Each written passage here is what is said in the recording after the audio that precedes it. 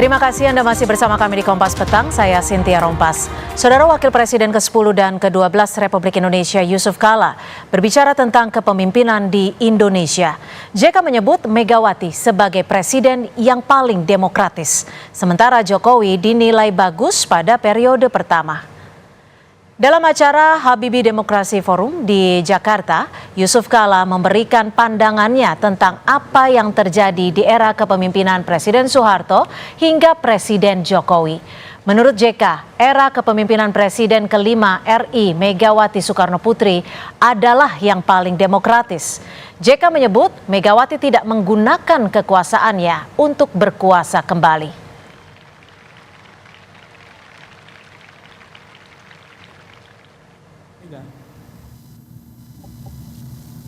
Sebenarnya di antara semua yang paling demokratis, karena pada saat dia berkuasa, dia tidak memakai kekuasaan untuk berkuasa. Tahun 2004, sehingga saya dengan Pak SBY bisa mengalahkan Ibu Mega. Sekiranya dia memakai kekuasaan, pasti kita kalah. Tapi dia tidak. Saya menteri yang waktu itu sebelumnya. Bagus pertamanya, bukan karena saya ada di situ,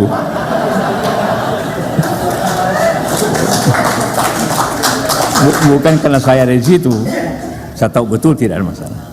Tapi setelah 10 tahun, seperti katakan, karena itu benarlah konstitusi, harus 10 tahun saja pemimpin itu, jangan lebih. Begitu lebih akan bermasalah.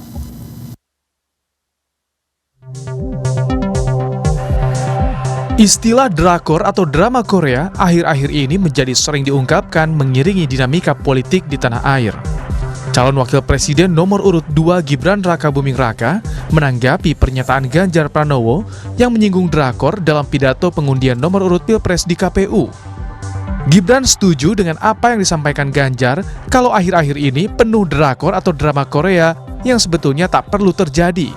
Namun Gibran tak menjelaskan alasan setuju dengan pernyataan Ganjar tersebut. Soal drama politik yang disinggung Pak Ganjar kemarin kan katanya tidak perlu terjadi akhir-akhir ini. Ya udah, setuju.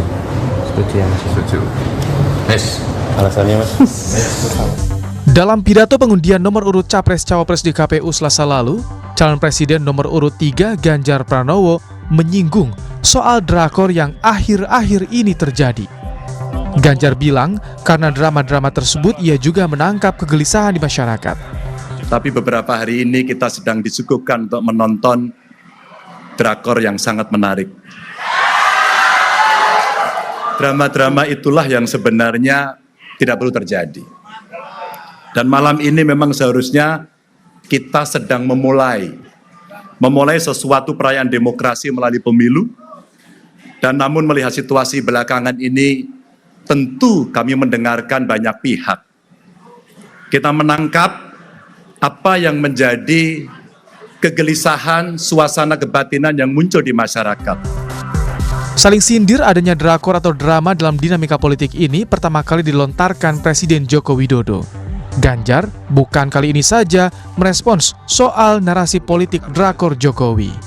Beberapa waktu lalu Ganjar membalas dengan mengingatkan untuk tak menggunakan cara yang tak pas dalam berdemokrasi. Tim Liputan, Kompas TV.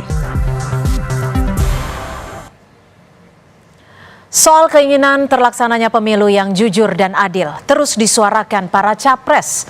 Sindiran soal kondisi jelang pemilu yang tidak baik-baik saja dilontarkan Capres Ganjar Pranowo dengan mengibaratkan hal itu seperti drama Korea atau drakor. Benarkah ini sindiran untuk Presiden Jokowi? Lalu bagaimana sebenarnya para pendukung Capres melihat upaya menjaga netralitas aparat dalam Pilpres nanti? Kita bahas bersama pengamat politik yang juga Direktur Eksekutif Poltreking. Sudah ada Mas Hanta Yuda dan juga politisi senior PD Perjuangan Arya Bima serta juru bicara TKN Prabowo Gibran, Bang Andre Rosiade. Terima kasih sudah bergabung bersama kami di Kompas Petang. Ya. Terima kasih, Ya, selamat sore Mas ya. Bimo. Ya, Bima. saya langsung ke Mas Hanta. Mas Hanta, apa sebenarnya yang bisa Anda baca terkait dengan pernyataan Ganjar saat pengundian nomor urut lalu soal politik drakor jelang Pilpres? Apakah ini sedang menyindir Presiden Jokowi dan caranya mendukung Prabowo Gibran? Ya, Cynthia, kalau saya drakor ini bukan drama Korea ya, drama elektoral tepatnya. Oke. Nah, ini kan lagi temanya kompetisi elektoral dan saya memahami karena dua orang atau dua kubu yang lama bersama, lama pacaran, tiba-tiba gagal nikah ini, gagal bersama. Dua kubu ini kan hampir bersama tapi gagal. Jadi dinamikanya, drama-dramanya pastilah banyak. Nah, saya ingin membaca kalau pertanyaan itu ditujukan kemana ya sulit untuk tidak mengatakan bahwa itu sindiran kepada kubunya Bang Andri, kepada kubunya Prabowo Gibran. Yang sebenarnya istilah itu sudah disebutkan oleh Pak Jokowi juga. Jadi bisa juga sindiran ke Pak Jokowi, respon Mas Ganjar itu. Saya baca analisanya saling sindir ini ada tiga tujuan ya atau tiga motif yang bisa kita baca. Satu, ini sebagai ungkapan ungkapan isi hati koalisi. Yang kedua adalah menegaskan posisi. Ketiga adalah membangun persepsi.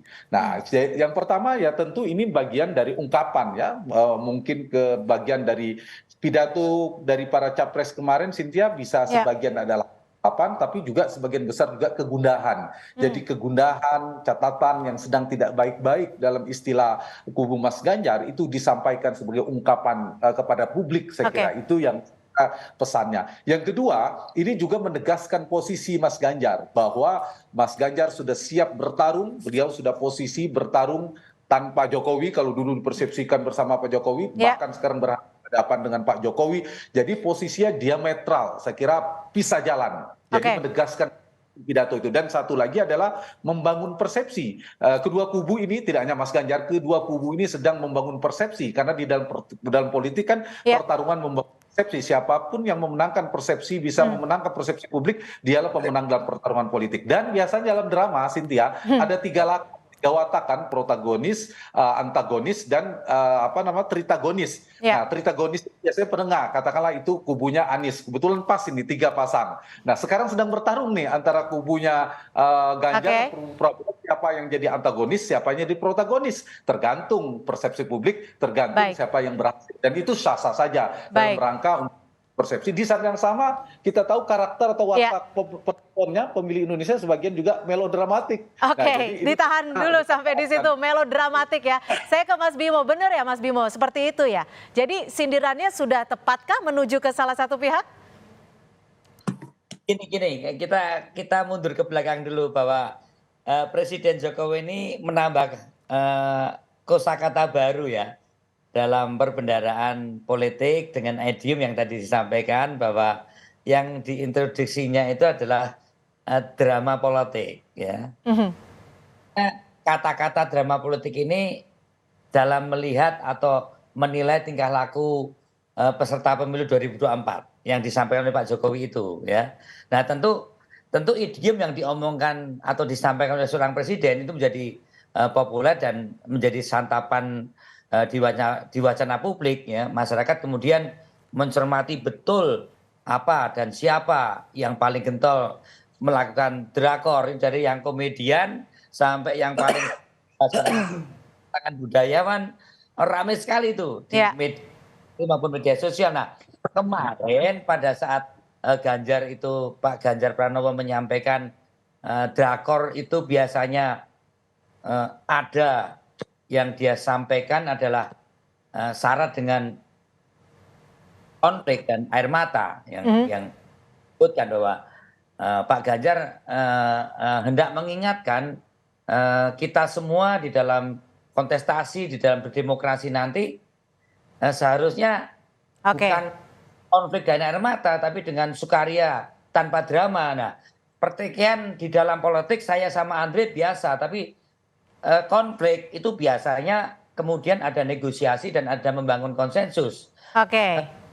Baik. Yang kan oleh Pak Ganjar bagaimana tanpa drama di dalam kontestasi harus tanpa drama. Kecurangan, karena kecurangan itu ada drama. Jadi saat demokrasi itu dirusak dengan drama, nah kita akan saling curiga, ada kecurigaan. satu sama lain, sesama teman. Saya dengan Andre bisa Pak Saudara, atasan dan bawahan, antara pimpinan Polri dengan bawahan, Baik. antara dengan atasannya, bawahannya. Dan ini yang sebenarnya bagaimana politik tanpa drama, tapi bagaimana juga menyetop drama itu yang diinginkan Pak Ganjar. Demikian bagaimana pesta demokrasi nanti tanpa drama. Tanpa drama dan demokrasi akan baik-baik saja, seperti itu. Saya ke Bang Andre. Bang Andre, bagaimana menanggapinya? Apa sih yang dari Gerindra lihat dari narasi yang dibangun Ganjar ini? Apakah hanya sekedar menjawab drakor ala Presiden Jokowi atau ada narasi yang ingin dibangun menurut Anda? Baik, terima kasih. Saya ingin sampaikan dari awal Pak Prabowo sudah menyampaikan kepada kami, kubu TKN Prabowo Gibran, bahwa mari bicara yang positif tentang beliau berdua dan sosialisasikanlah program-program Pak Prabowo dan Mas Gibran agar rakyat bisa memilih Pak Prabowo dan Mas Gibran. Itu pesan Pak Prabowo, tanpa perlu menyerang, bicara negatif, black campaign kepada kandidat yang lain. Tapi tentu kami harus merespon soal drakor ini. Kalau bagi kami, bagi saya, drama Korea ini judulnya Maling Teriak Maling. Maling Teriak Maling. Ada narasi, ada framing jahat yang membangun persepsi seakan-akan kubu Pak Prabowo yang seperti disampaikan Bang Hanta itu adalah pelaku kecurangan. Jadi ada framing jahat yang dibangun seakan-akan pelaku kecurangan itu adalah kubu Pak Prabowo dan Mas Gibran. Saya ingin jawab ini. Drama Korea Maling Teriak Maling, ya. Padahal fakta di lapangan, mohon maaf Mas Bimo ini pimpinan saya di Komisi 6, suhu saya dalam belajar politik di DPR. Tapi saya harus jawab bahwa drama Maling Teriak Maling ini ternyata fakta-faktanya, ya, itu malah menyudutkan kubu Mas Ganjar. Ya, kita lihat berbagai data yang saya miliki, ya. Ini dugaan kecurangan pemilu 2024 yang dilakukan oleh kubunya Mas Ganjar. Oke. Yang pertama, sebentar, biar jelas dulu. Jadi kita jawab nih, supaya clear Maling Teriak Maling ini. Pertama, dugaan kampanye yang telah dilakukan oleh Bupati Majalengka Karna Sobahi sekaligus Ketua DPC PDIP Kabupaten Majalengka. Ini sudah diputus oleh Bawaslu. Bawaslu sudah menjelaskan, ya, ada pelanggaran pasal 283. Baik, Bang Andre, mohon maaf. Terima kasih Anda masih di Kompas Petang dan kita akan lanjutkan dialog terkait dengan saling sindir, saut-sautan drakor pemilu. Dilanjutkan, silakan Bang Andre. Tadi sudah disebut apa? Maling teriak maling katanya. Singkat dulu. Jadi tadi ada pelanggaran oleh Bupati Majalengka dan itu sudah divonis oleh Bawaslu.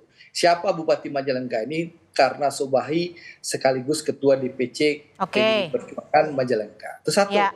Yang kedua, ada beredar fakta integritas yang ditandatangani PJ Bupati Sorong dengan Kabinda Papua Barat. Ya. Ini kalau benar, ini menunjukkan adanya pelanggaran pemakaian instrumen negara untuk memenangkan pasangan tertentu. Di sini disebutkan di fakta integritas. Kalau benar, ini pasangan Mas Ganjar, dan ini berbahaya ini. Oke. Ya, dan ini harus diteliti betul oleh pemerintah. Jangan sampai, siapa tahu bukan hanya PJ Bupati Sorong ini. Kalau itu benar, banyak PJ-PJ lain yang sudah tanda tangan integritas dengan kabinda-kabinda di daerah. Tuh. Lalu yang kedua, lalu ada dugaan juga yang ketiga soal bagaimana PJ Gubernur Bangka Belitung itu diganti di kita tengah tangkap jalan sampai di situ ya Bang Andre. Nah, ada lagi. Silakan singkat dulu. Ada rekaman ya PNS di Boyolali yang ditekan oleh bupatinya yang diduga kader PDI pendukung Mas Ganjar. Ada lagi nih wakil ketua TKN nih.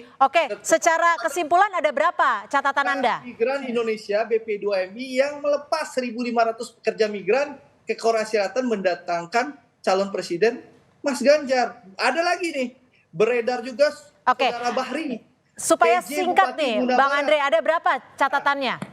Jadi berapa ada 9 poin? Catatan saya, 9 poin. Jadi mari kita bicara jujur, jangan Oke. maling teriak maling. Di satu sisi kami di framing begitu jahat, seakan-akan kami pelaku Ya. pelaku kecurangan, tapi fakta-fakta yang mengemuka di lapangan Baik. dengan segala mohon maaf dan hormat bahwa ini merujuk kepada pasangan Mas Ganjar. Baik, kami yang tangkap diduga sampai di situ, Bang melakukan Andre. pelanggaran. Silakan Jadi dijawab, menurut Mas saya, Bimo. sebentar, kegundahan dari Mas Ganjar itu sederhana. Karena surveinya Poltreking menjelaskan bahwa Mas Ganjar tertinggal 10% dari pasangan Pak Prabowo Mas Gibran. Jadi kegundahannya itu Baik. karena memang salah survei. Baik. Begitu. Baik, kami tangkap. Silakan Mas Bimo. Baik. Disebut maling teriak maling, disebut juga sudah di framing. Ya mungkin maling teriak malingnya Andre juga bagian daripada dramkor sendiri ya. Jadi intinya ya stop drama-drama politik yang ada, biarkan pesta demokrasi berjalan apa adanya. Apa adanya itu ya masyarakat ya, dalam koridor hukum yang seadil-adilnya, netralitas aparat, dan PDI Perjuangan bersama Pak Jokowi tetap sepakat. Pak Jokowi juga menyampaikan netralitas aparat, ya, pemerintahan ini masih dalam Oke. perjuangan. Kemudian bicara teriak maling teriak maling ya, mari kita lihat semua ada instrumen, ada alat-alat gadget yang bisa kita rekam, tapi dia tidak bisa tuduh bahwa istilah drakor ini indikasi yang terus gerakan keprihatinan yang di mana-mana yang disampaikan oleh berbagai pihak, baik kalangan intelektual, seniman, budayawan, rohaniwan, ya seperti bara dalam sekam yang merembet ke sana kemari. Ya mungkin Andre bisa ngkritiki saya main drakor, tapi apa Pak Gunawan Muhammad bisa Anda kritisi begitu? Tapi apa Gusmus bisa ngomong Anda kritisi? Romo Manyi Anda kritisi, intelektual dari seluruh 200 profesor guru tata negara kamu kritisi. Ya, ini kan di dalam konteks ini saya kira kita tetap mari kita kembalikan hal menyangkut masalah drama-drama ini. Ya. Demokrasi ini bisa rusak dengan drama-drama semacam itu, ya. Kita kehilangan rasa kepercayaan satu sama lain, antar teman, antar saudara, antar atasan sejawat. Tapi saya sepakat seperti Andre katakan bahwa ekses kegiatan peristiwa-peristiwa yang dikatakan tadi, silakan kumpulkan aja semua, ya kan? Itu nanti Saling mengumpulkan bukti seperti itu ya, Mas Bimo ya? Karena ini kan bernavigasi yang saling harus tadi saya katakan. Baik. Pastikan semua drakor itu, ya kan, supaya demokrasi berjalan baik. Jadikan hajatan publik, jadikan hajatan. Kalau drakor itu hajatan pembuat skenario, penulis drama, ya kan. Ini. Baik. Ini penting bagaimana kita tetap ingin bahwa jangan sampai saling kecurigaan ini muncul, dan kami percaya dengan ucapan Pak Jokowi untuk netralitasnya aparat karena penanggung jawab dalam kaitan jalan pemilu nanti adalah. Baik, kami tangkap Mas Bimo. Saya ke Mas Hanta. Mas Hanta, apakah pernyataan drakor saling tuding seperti itu ya bisa dikatakan, ini akan berpengaruh terhadap elektabilitas? Apakah akan berpengaruh juga terhadap pandangan publik atau akan seperti apa sih? Pertama, jawaban saya Cynthia belum tentu ya, potensi tidak berhasilnya jauh lebih tinggi. Paling tidak menurut saya ada 3 faktor yang menyebabkan mengapa kalau kita maknain drakor ini adalah misalnya isu kecurangan, netralitas dan seterusnya sulit sukses atau TSM terstruktur sistematis dan masif. Satu, sekarang ini kan era demokrasi yang terbuka, teknologi informasi begitu cepat, ada pelanggaran sedikit pun baru 1 TPS itu sudah menyebar sejagat raya Indonesia. Bagaimana mau TSM? Itu satu. Tapi bagus yang dilakukan 2 kubu dan 3 kubu ini bagus langkah antisipatif. Yang kedua, sekarang ini peta pilpresnya kan tripolar, diikuti oleh 3 kubu, ketiga-tiganya memiliki akses kekuasaan, meskipun yang memiliki potensi melakukan kecurangan atau tidak netral itu kan yang paling besar aksesnya. Kalau diurut memang dari pasangan Prabowo Gibran paling besar, tapi juga karena presiden katakanlah berada di belakangnya, tapi juga tidak kosong di Ganjar Mahfud juga ada Menko Polhukam di sana. Kalau ada potensi mobilisasi aparat misalnya Pak Menko juga bisa bersuara di sana, ada Bu Mensos kalau ada potensi menyalahgunakan bantuan sosial misalnya, bahkan Anies pun ada menteri desa di sana kalau bicara potensi di dalamnya ada. Dan istilah saya potensi itu bisa dilakukan semua kubu meskipun soal besar kecilnya. Jadi ada bandul yang saling mengingatkan. Dan terakhir, saya kira, saya menjawab pertanyaan Cynthia tadi, belum tentu ini menjadi isu yang bisa merebak seluruh jagat pemilih, bisa jadi hanya menjadi isu elitisme. Yang paling penting kalau ingin mengatrol, menaikkan, atau bisa mendegradasi elektoral, elektabilitas capres itu ada 3 singkat. Satu, ini manfaatkan performa debat yang tidak tertebak. Tiba-tiba di debat ada sesuatu yang blunder, bisa turun. Atau di debat tiba-tiba ada yang satu memukau publik, itu bisa naik.